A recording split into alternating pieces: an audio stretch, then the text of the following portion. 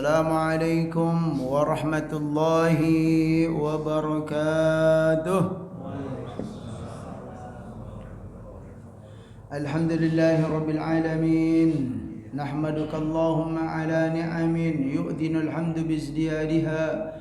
Wa nusalli wa nusallimu ala nabiyyika Muhammadin hadil ummati lirasyadiha. وعلى آله وصحبه ما قامت التروس والسطور لعيون الألفاظ مقام بياضها وسوادها وأشهد أن لا إله إلا الله وحده لا شريك له وأشهد أن سيدنا محمدا عبده ورسوله لا نبي بعد اللهم صل وسلم وبارك على نبينا محمد وعلى آله وصحبه أجمعين. أما بعد فقال الله تعالى في القرآن الكريم أعوذ بالله من الشيطان الرجيم بسم الله الرحمن الرحيم فتعالى الله الملك الحق ولا تعجل بالقرآن من قبل أن يقضى إليك وحيه وقل ربي زدني علما وقل ربي زدني علما صدق الله العظيم. Jamaah sekalian yang dimuliakan oleh Allah Subhanahu wa taala, mari kita meningkatkan ketakwaan dan rasa syukur kehadiran Allah Subhanahu wa taala atas segala nikmat yang telah dikaruniakannya kepada kita, kepada kedua orang tua kita dan kepada seluruh hamba yang kita sayangi dalam hidup ini. Rabbi auzi'ni an ashkura ni'mataka allati an'amta 'alayya وعلى والدي وأن أعمل صالحا ترضاه وأدخلني برحمتك في عبادك الصالحين. Salawat dan salam semoga selalu disampaikan Allah kepada baginda Nabi Muhammad sallallahu alaihi wasallam. Allahumma salli wa sallim wa barik ala nabiyyina Muhammad wa ala alihi wa sahbihi ajma'in.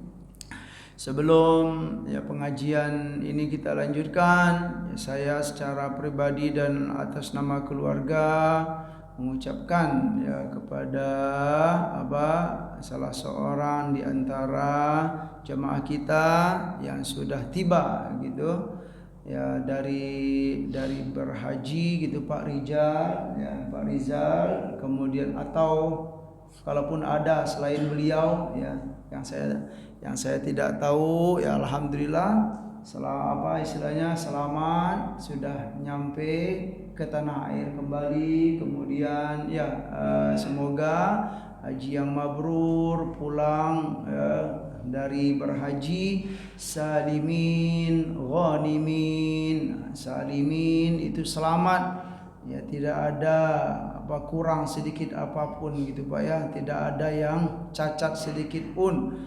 Alhamdulillah dari pergi begitu, alhamdulillah, kemudian pulang juga begitu, alhamdulillah. Kemudian ghanimin itu berasal dari kata ghanimah. Ghanimah itu harta rampasan perang. Artinya apa? Pulang dari berhaji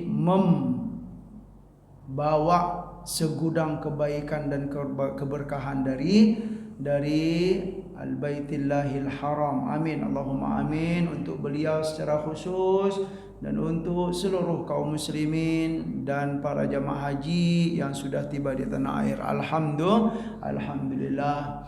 Baiklah jamaah sekalian yang dimuliakan oleh Allah Subhanahu wa taala, saya diminta untuk mengisi ini minggu itu Pak pekan kelima gitu. Jadi enggak ada jadwal yang tetap gitu. Bolehlah gitu kalau diminta untuk mengisi, tapi sebaiknya kalau ada ustaz-ustaz kita yang lain itu juga bagus. Tapi kalau memang sudah diminta begitu enggak apa-apa lah Pak gitu.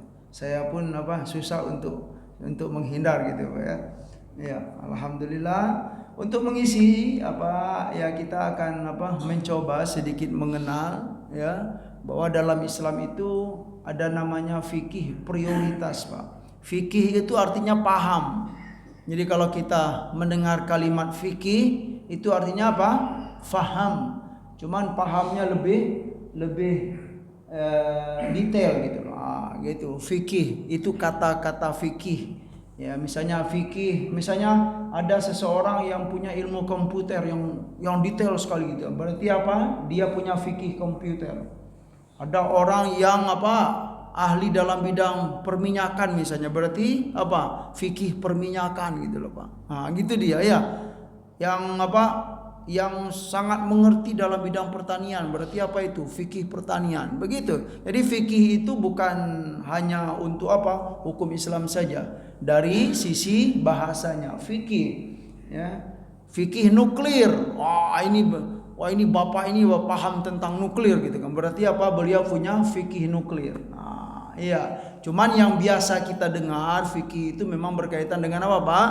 Dengan keilmuan yang berhubungan dengan keislaman saja. Boleh, nggak apa-apa gitu kan. Nah, itu dia fikih ya. Orang yang lihai dalam berbisnis berarti dia paham apa? Fikih bisnis gitu loh. Makanya yang terkenal itu kalau kitab-kitab dalam hal fikih-fikih ini ya kita kenal ada fikih zakat namanya, Pak. Itu fikih zakat. Dan kitab yang paling terkenal dalam fikih zakat itu adalah karangan Dr. Yusuf Al-Qaradawi. Nah, itu fikih zakat yang boleh dikatakan yang paling lengkap, Pak. 2 jilid kalau ya tergantung itunya, ya. Luas sekali fikih zakat itu, termasuk disertasi beliau. Ya, disertasi doktor beliau di kampus Al-Azhar Mesir. Nah, fikih zakat, dan itu sudah diterjemahkan ke berbagai bahasa yang ada di dunia ini, termasuk bahasa Indonesia kita. Jadi fikih kalau kita pengen paham tentang zakat yang secara detail itu di antara buku yang bagus untuk kita baca, yaitu fikih zakat karangan Dr. Yusuf Al-Qaradawi, ya Allah yarhamuhu. Beliau baru meninggal ya di ujung tahun 2002 kemarin ya, kalau nggak salah, atau 2003, di awal 2003 ya, boleh kita cek. Alhamdulillah kami waktu di Mesir dahulu, alhamdulillah sempat berjumpa dengan beliau. Kemudian kalau beliau datang ke Kairo itu, Pak, untuk bersalaman dengan beliau itu susah tuh, Pak. Orang ramai gitu kan, orang jadi berdesak-desakan. Ya, Masya Allah, orang yang berilmu. Dan ternyata beliau pun juga punya buku tentang fikih prioritas ini, ada karangan beliau gitu kan. Dan para ulama yang lain juga ada tentang fikih prioritas. Fikih prioritas itu kalau bahasa Arabnya fiqhul aulawiyat ya. Aula dari kata aula ya. Aula itu yang lebih utama kalau bahasa kitanya. Aulawiyat ya, sesuatu yang berkaitan dengan keutamaan atau yang harus didahulukan dahulu. Gitu loh. Jadi dalam hidup ini, dalam setiap permasalahan ternyata kita sudah diajarkan. Dalam Al-Quran itu sangat banyak sekali isyarat-isyarat tentang fikih aulawiyat ini. Ada 2 masalah nih, Pak ya, Ibu, mana yang harus didahulukan? Dia sama-sama baik. Nah, tapi ada loh, kalau kita merujuk kepada Al-Quran dan hadis Nabi SAW, ada yang harus didahulukan, sekalipun sama-sama baik, atau juga sama-sama buruk nih, Pak. Tetapi dari yang 2 ini ya, ada yang harus diperhatikan lebih dahulu keburukannya gitu loh. Dari mana kita tahu? Ya tentu dari isyarat-isyarat yang ada dalam Al-Quran, dari hadis-hadis Nabi Sallallahu Alaihi Wasallam. Sebenarnya materi ini itu saya sampaikan rutin di Masjid Al-Kautsar. Alhamdulillah sudah berjalan ya, lama sekali gitu ya, mungkin lebih setahun ya. Ya karena memang karena memang hanya 1 kali sebulan gitu, Pak ya. Jadi ya pelan-pelan aja gitu. Ya materinya sangat banyak gitu kan. Cuman kalau untuk di kesempatan ini mungkin saya akan menyampaikan hal-hal yang itu saja. Mungkin 1 poin lah, contohnya saja gitu, Pak. Banyak sekali. Jemaah sekalian, saya ingin membahas tentang itulah salah satu contoh dalam hadis Nabi Sallallahu Alaihi Wasallam. Ini saja. Sebentar jemaah sekalian yang dimuliakan oleh Allah Subhanahu Wa Taala.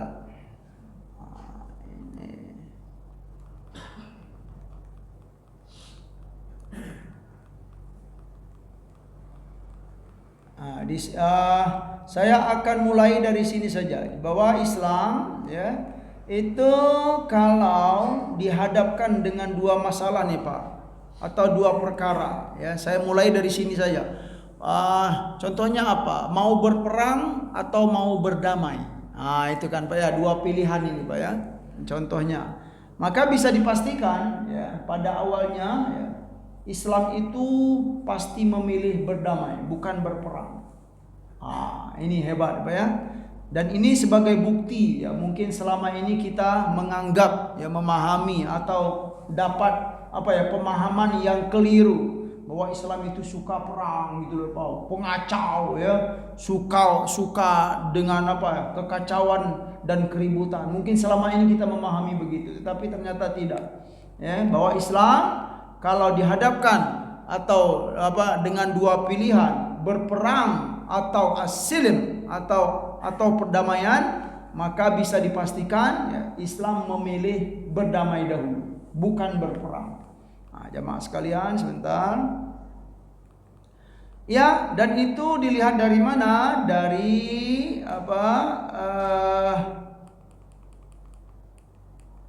hadis-hadis dari Rasulullah Sallallahu Alaihi Wasallam ya. Oke.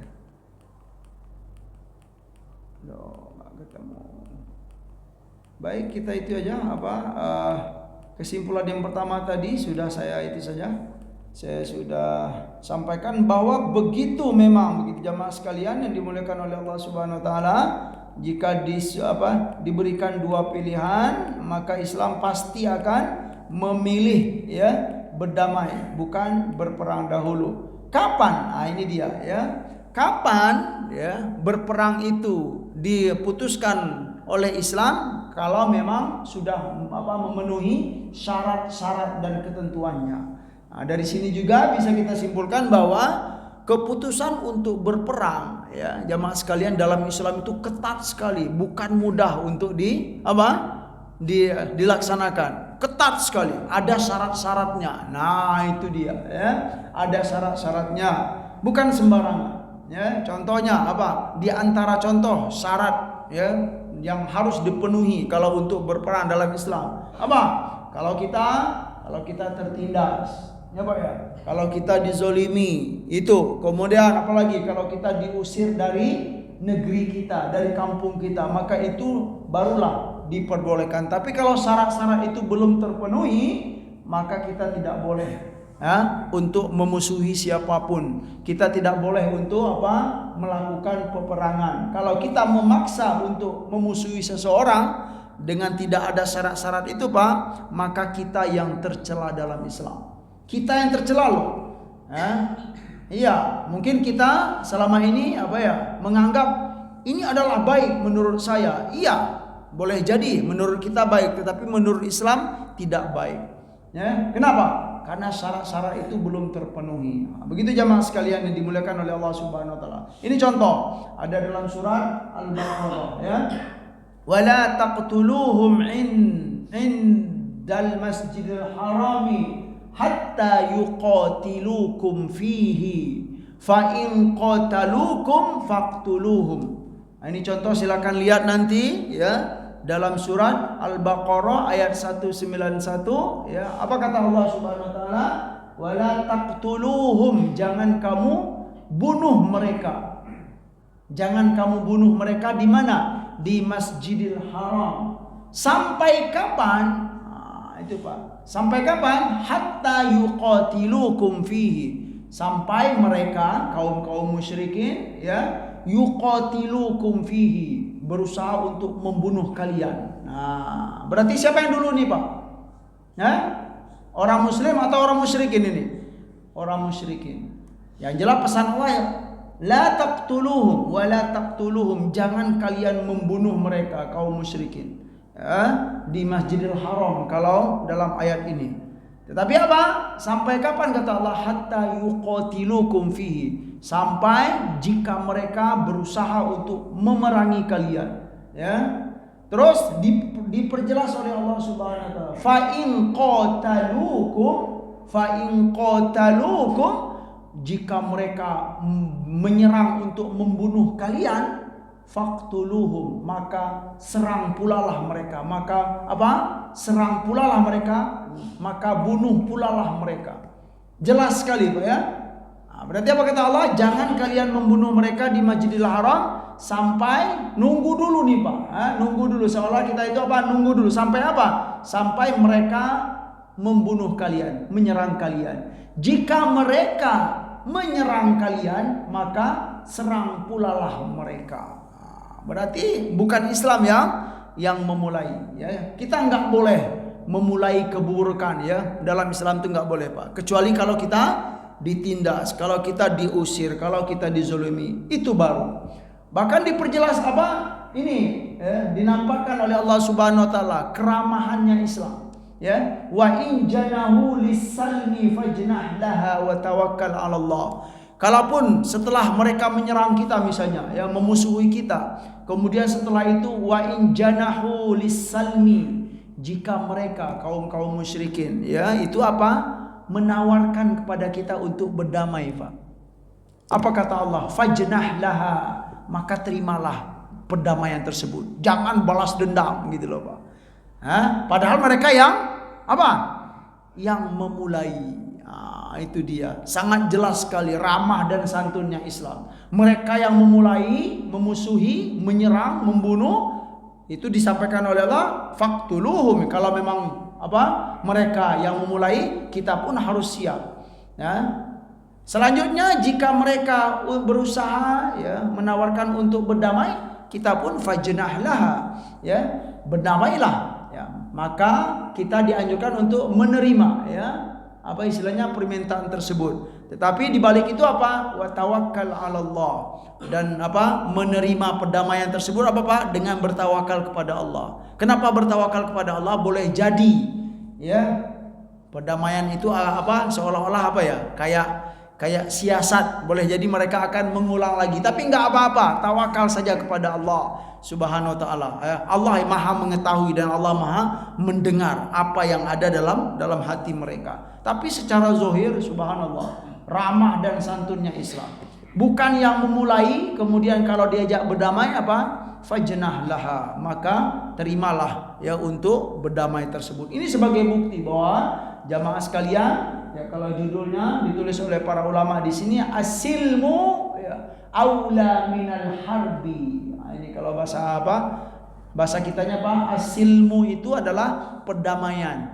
Aula ya. Aula itu diprioritaskan, diutamakan daripada berperang. Minal harbi. Ini dia. Jamaah sekalian, asilmu ya aula minal harbi ya. Berdamai itu lebih apa? Aula. Aula itu lebih diprioritaskan daripada berperang. Tapi kalau sudah terpenuhi syarat bagaimana Pak? Sudah terpenuhi syarat ini, kita ditindas, kita dizolimi, ya kan? Kemudian apa Pak? Kita diusir dari negeri kita. Kira-kira secara sederhana saja, mana yang lebih diprioritaskan Pak? Ayo Pak, perang atau damai? Ya kalau saya lebih setuju gitu kan, dan saya yakin ini memang apa kebanyakan ya dari para ulama dari zaman dahulu sampai sekarang melihat dari ayat-ayat dan hadis-hadis Nabi SAW. Kalau memang gitu Pak ya, kalau kita sudah apa tertindas, dizolimi gitu Pak ya, kemudian kita diusir dari negeri kita. Ya kenapa yang diusir dari negeri kita itu apa penting untuk kita itu Pak sampaikan, karena memang itu bahasa dalam Al-Quran. Akhrajukum min diyarikum, yukhrijukum min diyarikum, itu bahasa dalam ayat Allah Subhanahu wa taala. Mereka yukhrijukum min diyarikum, mengusir kalian dari kampung kalian, tanah apa kelahiran kita, negeri kita, dari kecil kita di sana, kita lahir di sana ya. Kemudian kita diusir Pak dari negeri kita dengan cara yang keras. Itu rasanya apa? Al-harbu ya aula minas silmi. Kalau memang begitu keadaannya dalam Islam apa? Perang itu lebih diutamakan daripada berdamai. Itu dia kayak menindas ya Pak ya, menindas dengan kezaliman, ya.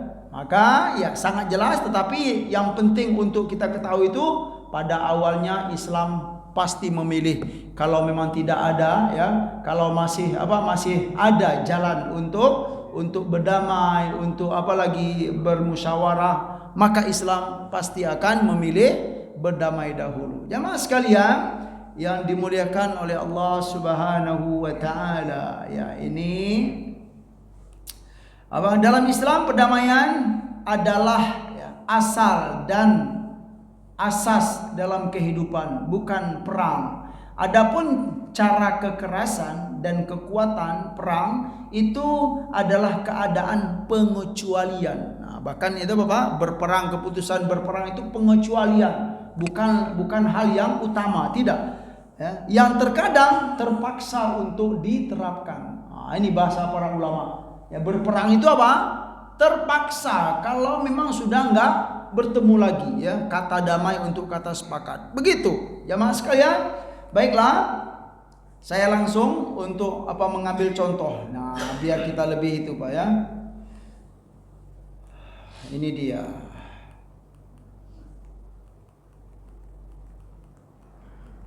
Ada bahasan.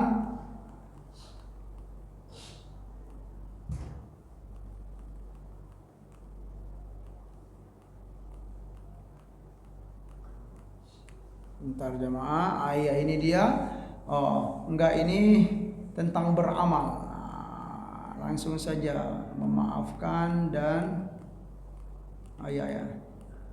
Ini juga ada kaitan, tapi belum saat ini saja kita bahas. Ya, memaafkan lebih baik daripada membalas. Itu ada ajaran dalam Al-Quran, ada dalam hadis Nabi Sallallahu Alaihi Wasallam. Di kesempatan ini, nah ini aja kita ambil contoh Pak. Birrul walidain, ya, aula minal jihadi fi sabilillah. Mungkin dari dahulu kita pernah mendengar, ya, tentang pemahaman ini Pak, bahwa birrul walidain, berbakti kepada kedua orang tua itu lebih lebih diutamakan daripada jihad fi sabilillah. Betul nggak Pak? Ya Ibu, ya, mungkin kita sudah biasa mendengarkan ini. Memang begitu, ya, pada awalnya begitu. Tetapi ternyata penjelasan ini, pemahaman ini perlu didetailkan Pak. Nggak cukup sampai di sana saja. Ada nanti catatan-catatannya. Betul. Kita merujuk kepada hadis Nabi Sallallahu Alaihi Wasallam. Ini hadis yang pertama.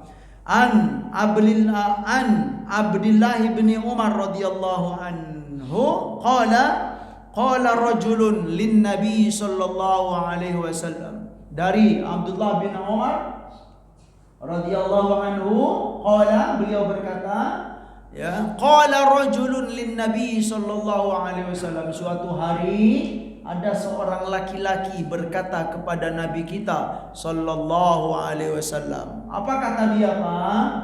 Ujahid, ya, wahai Nabi, aku akan berjihad, ya, aku akan berjihad wahai Nabi. Qala, lalu Nabi bertanya Pak, ya, laka abawan. Sebelum dia minta izin kepada Nabi untuk berjihad, ya, bersama Nabi bertanya, laka abawan, apakah kamu masih punya kedua orang tua? Gitu Pak, ya.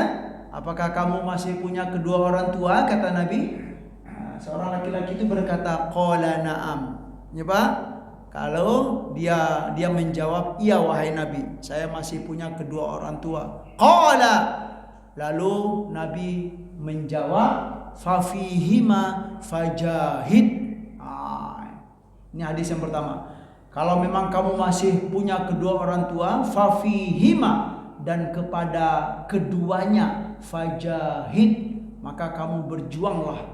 Maksud kepada keduanya itu apa Pak? Berjuanglah kamu, ya, karena kedua orang tua kamu masih hidup, maka berjuanglah kamu dalam apa Pak? Dalam berbakti kepada beliau. Terang-terangan ini Pak, ada seseorang yang pengen berjihad bersama Nabi Sallallahu Alaihi Wasallam. Lalu ditanya oleh Nabi, kamu masih punya kedua orang tua enggak? Masih wahai Nabi. Dan dengan jelas Nabi mengatakan, fafihima fajahid. Ya.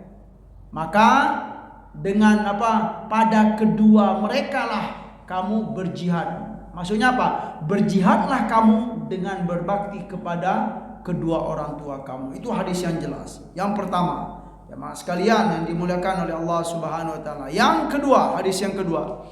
Dari apa? Yang kedua, riwayat hadis yang kedua an Abdullah bin Amr ibn al-As radhiyallahu anhu qala ya jaa rajulun ila Rasulillah sallallahu alaihi wasallam. Hadis yang kedua ini ada seorang laki-laki jaa itu datang kepada Rasulullah sallallahu alaihi wasallam.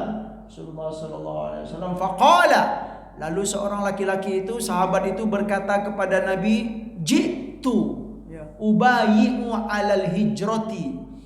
Wahai Nabi sallallahu alaihi wasallam, wahai Rasul, aku datang, jitu itu aku datang kepada baginda ya. Ubayyi'u. Ubayyi'u itu apa Pak? Untuk berbaiat. Ya. Baya'a yubayyi'u itu dia datang kepada Nabi untuk berbaiat. Baiat itu apa kalau bahasa kitanya Pak? Iya, sudah jadi bahasa kita baiat, janji setia. Tapi baiatnya apa ini Pak? Untuk hijrah bersama Nabi sallallahu alaihi wasallam. Wa taraktu ya abawayya. Dan ketika itu apa? Aku meninggalkan ya. Taraktu itu meninggalkan. Abawayya itu kedua orang tuaku. Dalam keadaan apa? Ya bekian. Ketika aku berbaiat untuk hijrah, aku meninggalkan kedua orang tuaku. Ya bekian itu dalam keadaan menangis Pak. Subhanallah. Ya, hijrah dihadapkan dengan apa ini? Bakti kepada kedua orang tua, atau istilahnya berhijrah kemudian kita meninggalkan kedua orang tua kita. Dalam hadis ini dikatakan ya bekian. Ya, kedua orang tuanya menangis ketika ditinggalkan oleh anaknya ini Pak. Faqala, lalu apa kata Nabi Pak? Irji itu apa? Kembali lagi kamu, jangan berhijrah. Gitu ya. Irji ilaihima, kembalilah kamu kepada kedua orang tua kamu. Fa'adhikhuma kama abkaitahuma ya. Apa kata Nabi? Kembalilah kamu kepada kedua orang tua kamu dan buat mereka berdua tertawa. Bagus sekali Pak. Buat mereka berdua tertawa sebagaimana kamu telah membuat mereka menangis. Masya Allah ya. Dari hadis ini apa yang lebih utama itu Pak? Hijrah atau berbakti kepada kedua orang tua? Berbakti kepada kedua orang tua. Ini menarik sekali Pak ya. Ketika dia mau berhijrah kepada Nabi ya, dia meninggalkan kedua orang tuanya dalam keadaan menangis.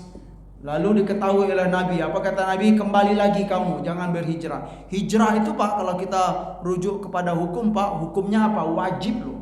Ya, terutama para sahabat yang hidup di masa Nabi, kemudian ketika turun perintah untuk hijrah, ya, hijrah itu perintah dari Allah loh, bukan hal yang ringan ya di masa Nabi. Ya, karena apa? Sudah perintah dari Allah ya, bahwa ketika kaum muslimin di Makkah itu tertindas, dizolimi, pokoknya disiksa, kemudian akidah sudah terancam, beribadah pun sudah tidak nyaman lagi, dari itu turun perintah hijrah. Berarti kalau perintah itu apa itu? Hukumnya wajib, bukan hal yang enteng Pak. Makanya besar sekali. Jadi sahabat-sahabat Nabi, kaum muslimin, kaum muslimah yang sebelum turun perintah hijrah itu cinta kepada Nabi, setia kepada Nabi ya. Lalu ketika turun perintah hijrah itu apa ya, menjadi sekali cobaan keimanan Pak. Yang mana selama ini kita setia dan cinta kepada Nabi, kemudian turun perintah hijrah, mau ngikut Nabi atau mau tetap di Mekah, itu maksudnya. Ya, bagi banyak kaum muslimin ya, yang sudah punya harta banyak di Mekah, yang sudah punya aset banyak di Mekah. Dahulunya dia datang ke Mekah itu enggak modal dengkul saja ya, samalah kayak kita gitu kan ya, datang ke Jakarta ini modal dengkul juga gitu kan Pak ya. Kemudian diberi rezeki oleh Allah Subhanahu wa taala banyak, berlimpah-limpah ya. Kemudian kita punya aset. Kemudian apa? Datang perintah untuk meninggalkan itu semua. Kira-kira ringan atau Atau berat itu Pak? Ya berat lah Pak. Saya sudah punya aset banyak di Mekah, kemudian diperintahkan oleh Allah untuk apa? Meninggalkan Mekah ini, semua aset saya gitu kan, demi untuk apa? Membuktikan kecintaan dan ketaatan kepada Nabi SAW. Itu hal yang berat, ya. Ya, tetapi dengan berat, sekalipun itu berat, tapi dihadapkan dengan keimanan yang kuat, oh para sahabat tinggalkanlah semua gitu kan. Apalagi belum lagi mikir apa? Saya di Madinah mau hidup pakai apa gitu loh Pak. Ya, belum punya apa-apa, ya, nggak ada keluarga, ya, belum punya apa-apa, ya semuanya tinggal di Mekah gitu, apa lagi? Tetapi dalam ayat disampaikan oleh Allah Subhanahu Wa Taala, kamu rezeki kamu akan ditanggung oleh Allah Subhanahu Wa Taala. Jangan pikirkan tentang kehidupan di Madinah, dijamin oleh Allah Subhanahu Wa Taala. Itu ya sedikit apa istilahnya pemahaman tentang hijrah ini Pak. Bukan hal yang enteng hijrah itu, ya. Tetapi hijrah yang di mana ini dulu Pak? Di masa Nabi Shallallahu Alaihi Wasallam, berat tentang hijrah itu. Jadi ketika dia mau hijrah dan dia mau meninggalkan kedua orang tuanya dalam keadaan menangis, kata Nabi, irji ilaihima, maka pulanglah kamu kepada kedua orang tua kamu, kemudian buatlah mereka berdua tertawa sebagaimana kamu telah membuat mereka menangis. Itu dia, itu hadis yang kedua. Hadis yang ketiga di sini ya, An Abi Sa'id Al-Khudri radhiyallahu anhu anna rajulan min ahli Yaman. Ada seorang laki-laki dari penduduk Yaman. Hajara ila Rasulillah sallallahu alaihi wasallam. Ya, dia apa? Dia berhijrah kepada Nabi sallallahu alaihi wasallam. Lalu apa? Nabi bertanya Pak, sebelum dia hijrah kepada Nabi sallallahu alaihi wasallam, hal laka ya ahadun bil Yaman? Kamu punya seseorang enggak di Yaman? Apakah kamu masih memiliki seseorang di Yaman? Qala, dia menjawab, seorang laki-laki itu menjawab, abawayya, iya wahai Nabi, aku masih ada kedua orang tuaku di Yaman. Qala, lalu Nabi bertanya lagi, azina laka, apakah kedua orang tuamu di Yaman itu sudah mengizinkan kamu untuk berhijrah? Minta izin kepada kedua orang tua. Qala la, wahai Nabi, kedua orang tuaku belum ngasih izin untuk berhijrah. Qala, lalu Nabi menjawab, irji ilaihuma, ya, ilaihima, kembali lagi kamu kepada kedua orang tuamu gitu kan, fasta'dzinhuma, maka minta izin dulu kepada kedua orang tuamu. Fa in azina fajahid, kalau memang kedua orang tua kamu azina itu ngasih izin, kedua mereka ngasih izin, fajahid, maka berjuanglah untuk berhijrah. Wa illa, jika tidak, wa illa itu jika tidak, ya, faburrahuma gitu kan. Kalau memang tidak diizinkan, maka jihad kamu, hijrah kamu dengan cara bagaimana? Berbaktilah kepada beliau di kampung sana, di Yaman sana. Ini jamaah sekalian yang dimuliakan oleh Allah Subhanahu wa taala, bahwa berbakti kepada kedua orang tua itu dari sisi hukumnya apa Pak? Wajib atau lebih diutamakan daripada berjihad. Tetapi ternyata ini perlu diperjelas Pak. Ya, di antaranya Dr. Muhammad Al-Wakili, ya, dalam kitab beliau ini beliau menjelaskan. Ya, saya sampaikan saja maknanya. Apa kata beliau? Sesungguhnya para ulama telah sepakat, ya, mujmi'una, para ulama sepakat bahwa hukum ini itu tidak mutlak Pak. Hukum yang kita pahami selama ini berbakti kepada kedua orang tua itu lebih diutamakan daripada jihad, ya, itu ya ternyata hukumnya tidak mutlak. Maksud dari tidak mutlak itu Pak, bukan hanya harus begitu selalu. Ada keadaan-keadaan yang bisa merubah, ya, hukum ini. Itu dia, ya. Itu maksud tidak mutlak. Memang fabirruhuma muqaddamun, ya. Pada awalnya berbakti kepada kedua orang tua itu muqaddamun, lebih didahulukan daripada berjihad, ya. Tetapi di suatu keadaan, ya. di suatu keadaan, terutama kata beliau di sini, idza kana al-jihadu ya fardu kifayah. Kalau memang jihad pada waktu itu hukumnya masih dalam fardu kifayah. Berarti jihad berperang itu yang dihadapkan dengan berbakti kepada kedua orang tua. Berbakti kepada kedua orang tua memang hukumnya wajib, atau istilahnya fardu ain. Fardu ain, setiap kita itu wajib, masing-masing kita berbakti kepada kedua orang tua. Tapi ternyata jihad itu hukumnya tidak satu, Pak. Kalau jihad itu ada fardu kifayah dan ada fardu ain. Nah, kalau maksud dari fardu kifayah fardu kifayah itu kalau sebuah kewajiban yang jika dilakukan oleh sebagian orang, maka kewajiban itu gugur untuk semuanya. Itu fardu kifayah. Tapi kalau fardu ain itu nggak bisa diwakil-wakilkan. Setiap kita harus melakukan. Itu fardu ain. Nah, contohnya Bapak, sholat 5 waktu itu nggak bisa diwakil-wakilkan. Karena apa? Karena fardu ain itu adalah wajib untuk kita masing-masing. Tapi kalau fardu kifayah, contohnya Bapak, sholat jenazah, ya. Misalnya suatu kampung ada yang meninggal, semuanya nggak bisa ngurus jenazah, maka satu kampung itu berdosa.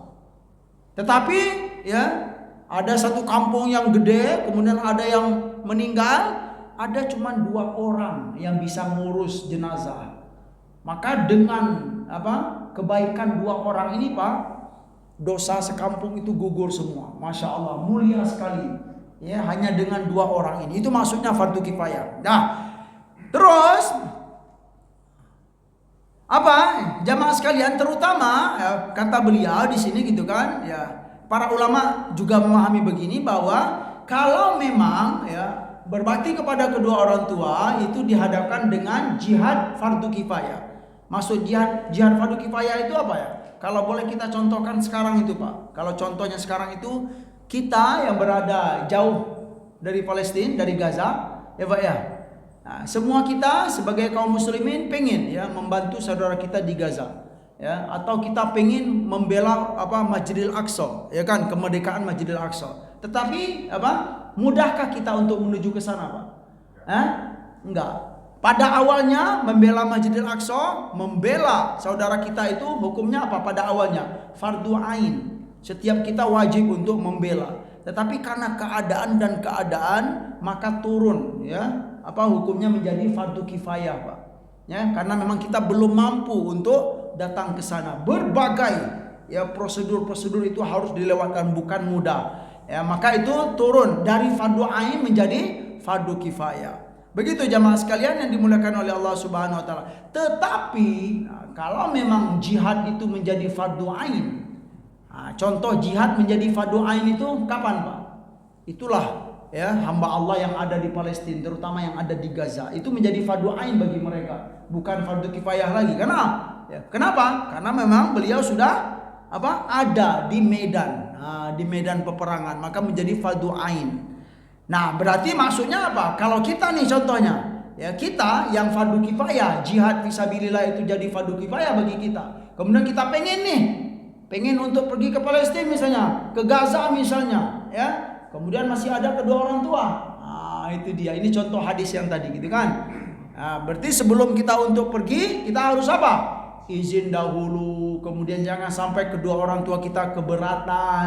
Jangan sampai kita pergi itu beliau menangis sedih. Itu contoh yang hadis yang kita sampaikan tadi. Tetapi kalau bahasannya bagi orang-orang yang ada di Gaza, bagi orang-orang yang ada di Palestina gitu kan, yang beliau itu sudah berada di medan peperangan, yang mana hukum berjihad membela diri pada bagi mereka itu bukan fardu kifayah lagi, Pak. Tetapi sudah fardu ain masing-masing mereka.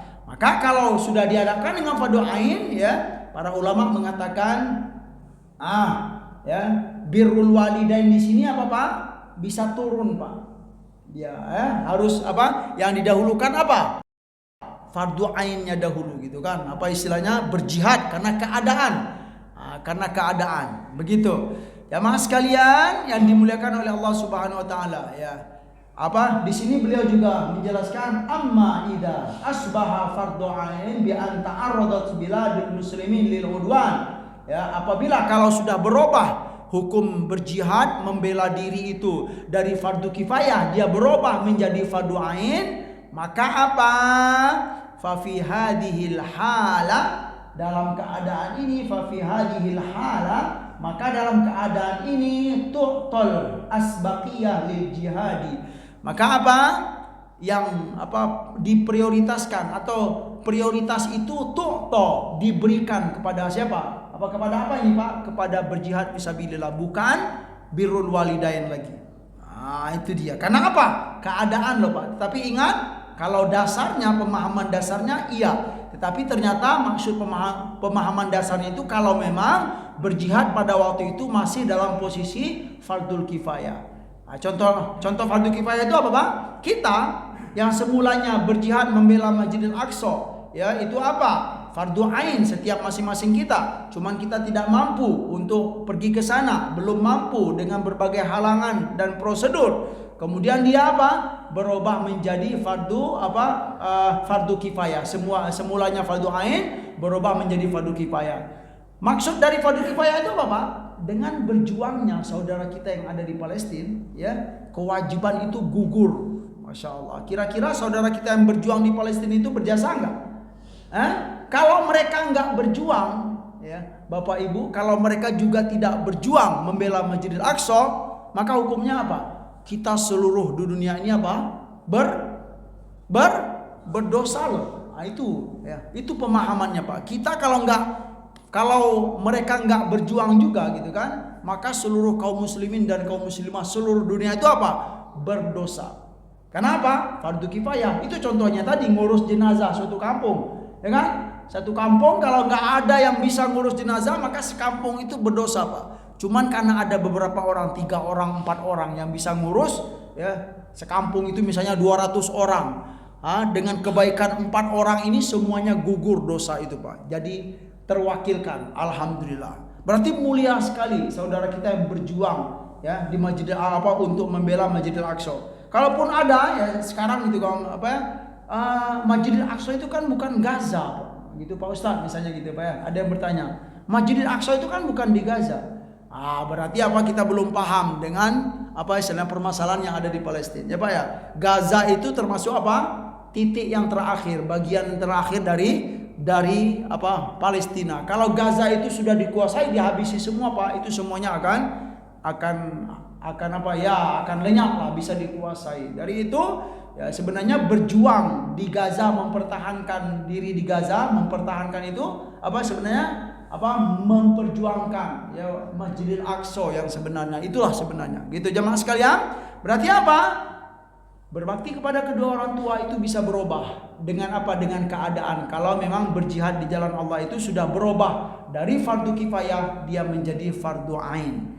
Ada bahasan sedikit jemaah sekalian yang dimuliakan oleh Allah Subhanahu wa taala. Dari hadis yang kita dengar 3 tadi, itu bisa kita pahami bahwa kedua orang tuanya ini muslim, Pak. Ya, Pak ya? Kalau memang kedua orang tua kita muslim, kita mau berjihad atau kita mau berhijrah bersama Nabi atau dengan dengan untuk kepulauan-kepulauan yang lain, kalau memang kedua orang tua kita muslim, maka wajib untuk minta izin. Ada bahasan bagaimana kalau kedua orang tua kita tidak muslim.